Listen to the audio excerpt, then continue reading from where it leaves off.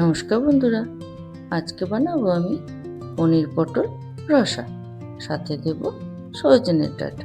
প্রথমে আমি পটলগুলোকে গোল গোল করে কেটে নিয়েছি, তারপর সজনের ডাঁটাগুলো খোলাগুলো ছাড়িয়ে নিয়েছি। এরপর আমি কড়াইয়ে সর্ষের তেল গরম করতে দিয়েছি। প্রথমে আমি পটলগুলোকে ভেজে নেব,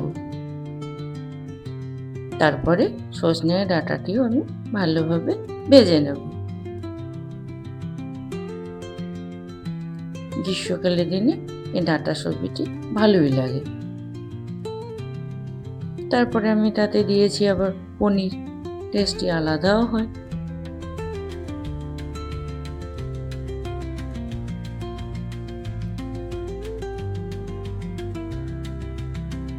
আমি এতে পনিরগুলোকে ভাজবো না, শুধু আমি পনির ছাড়া পটল আর সজনে ডাঁটাটি ভালো করে ভেজে নেব।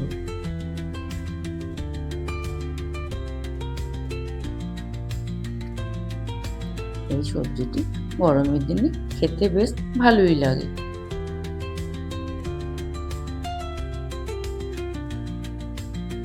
আমার এক এক করে সবজিগুলো ভাজা হয়ে গিয়েছে, আমি এবার সব তুলে রাখব। কড়াইয়ে আমি সর্ষের তেল দিয়েছি, ফোড়নে দিয়েছি গোটা জিরে। এরপর আমি একটি টমেটোকে কেটে দিয়ে দেব।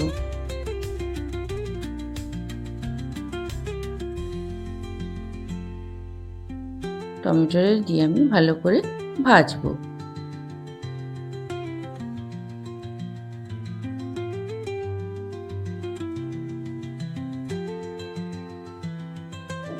এরপর আমি দেব কিছু পরিমাণ মশলা, সামান্য পরিমাণ জিরে পাউডার, সামান্য পরিমাণ ধনিয়া পাউডার, সামান্য পরিমাণ হলুদ পাউডার। সমস্ত কিছু দিয়ে আমি ভালো করে নেড়ে নেব। মশলাগুলি লেগে যাচ্ছে বলে আমি দিয়ে দিলাম সামান্য পরিমাণ জল। জলটি দিয়ে আমি আবার ভালো করে নেড়ে দেব। এবার দেব লঙ্কা পাউডার,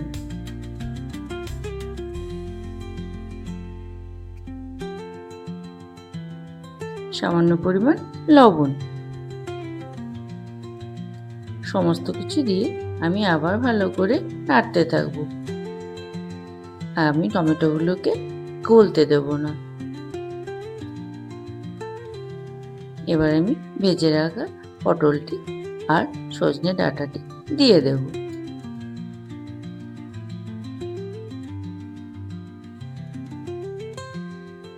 তারপর সেটিকে দিয়ে আমি ভালো করে নাড়তে থাকবো। ভালোভাবে নেড়ে আমাকে কষে নিতে হবে।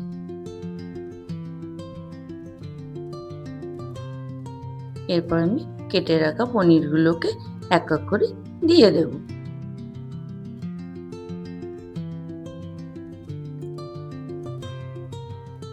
তারপর আমি হালকাভাবে নাড়তে থাকবো।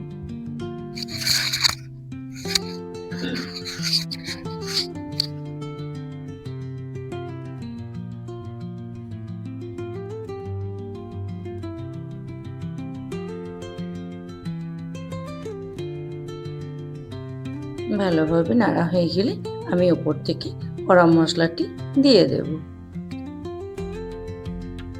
গরম মশলাটি দিলে সেন্টও হয়, খেতেও ভালো লাগে।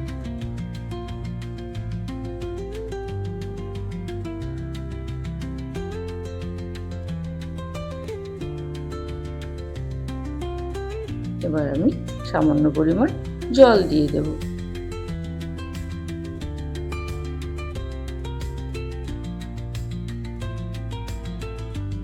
কিছুক্ষণের জন্য আমি এটাকে ফুটতে দেব।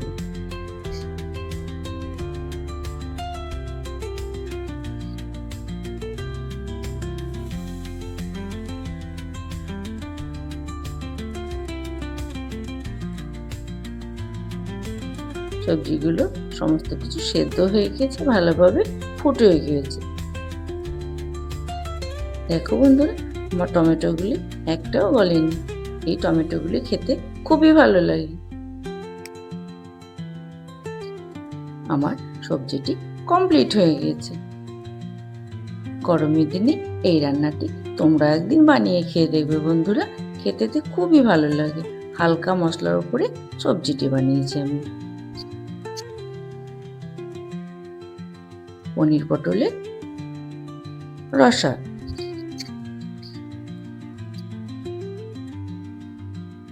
তোমরা বানিয়ে খেও, কেমন লাগলো আমায় জানাবে। টাটা বন্ধুরা।